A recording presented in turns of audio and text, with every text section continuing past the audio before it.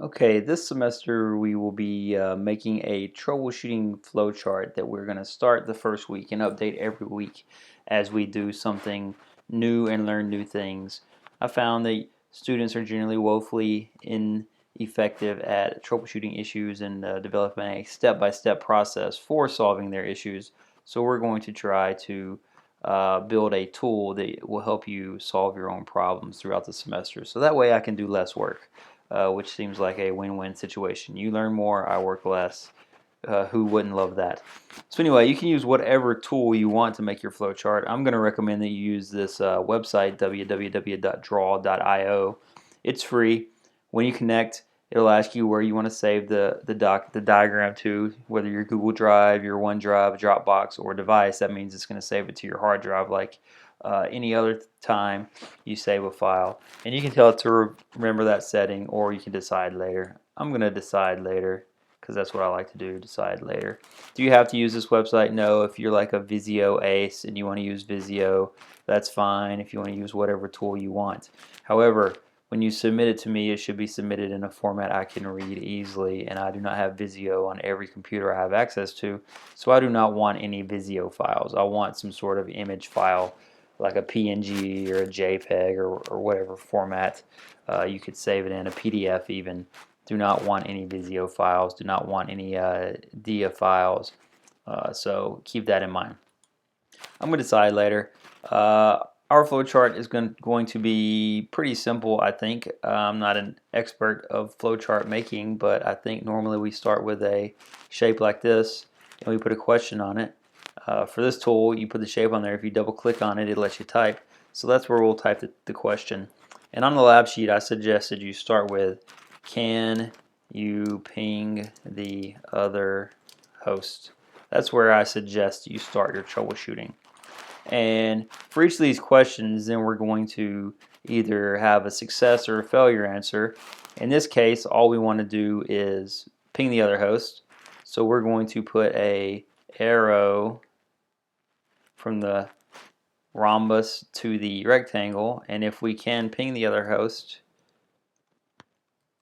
same spell how you spell hooray. If we can ping the other host, we're going to put hooray. So we need some text out here. Yes, hooray. For this week, that's all we're trying to do, ping the other host. And then we're going to have some other actions in case of no. Right?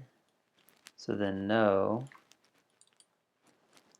If you can't ping the host, what's the next thing you want to check?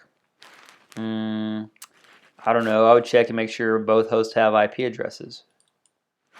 Do both hosts have IP addresses?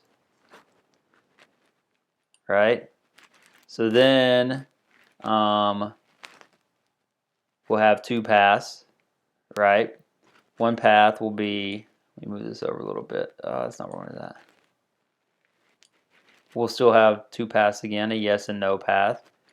If both hosts don't have IP addresses, then we'll go to a rectangle. Like I said, I'm not a flowchart expert, and that's not the whole point of this, to be flowchart experts. So the point of it is to build us a tool. So if anybody wants to educate me on how to make a flowchart properly, it'll be fine. So if they don't both have IP addresses, then we're going to say set IP addresses. And then after that, we're going to want to go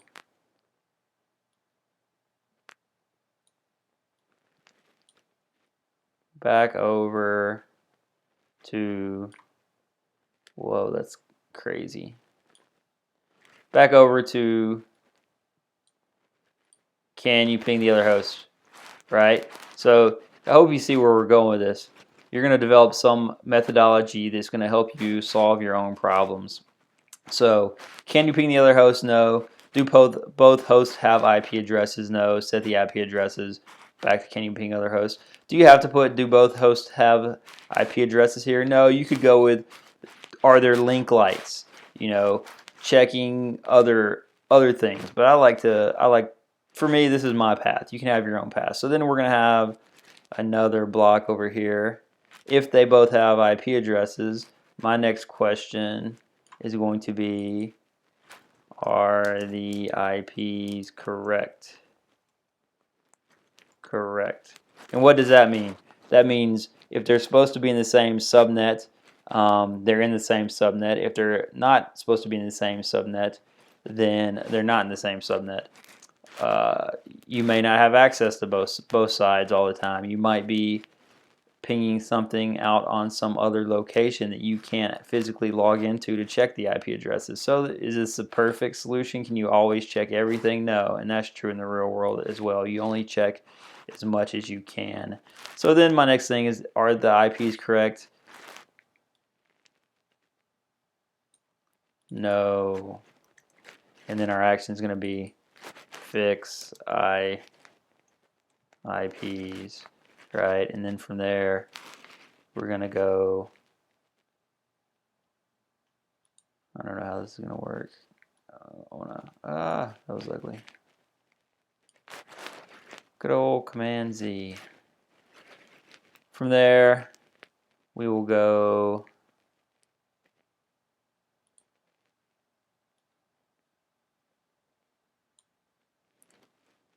move this stuff over a little bit.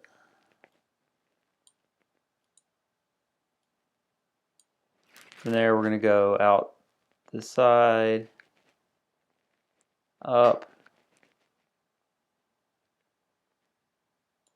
and then connect that. Not that. And then can fine. And then we'll connect into that other arrow we had to get back over to can you ping the other host. Alright, so then over here we'll have another block. If the IPs are correct,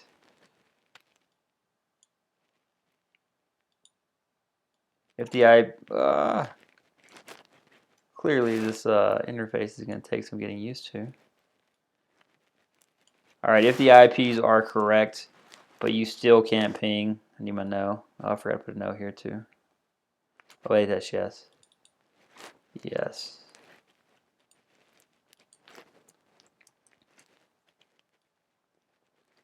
Yes. Are the IPs correct? Yes. What would be the next thing you could check here? Link lights. That might be something you want to check next, right? And if you get no, plug in cables, check cable, change cable, then back up to the top. So that's as far as I'm going to go with my sample flowchart for you. You can start out with this, but then there's going to be some other steps you're going to need to figure out along the way to make this complete. And then we'll be updating this every week until at the end of the semester we have this super impressive flowchart we can use to solve every issue we might encounter in the class.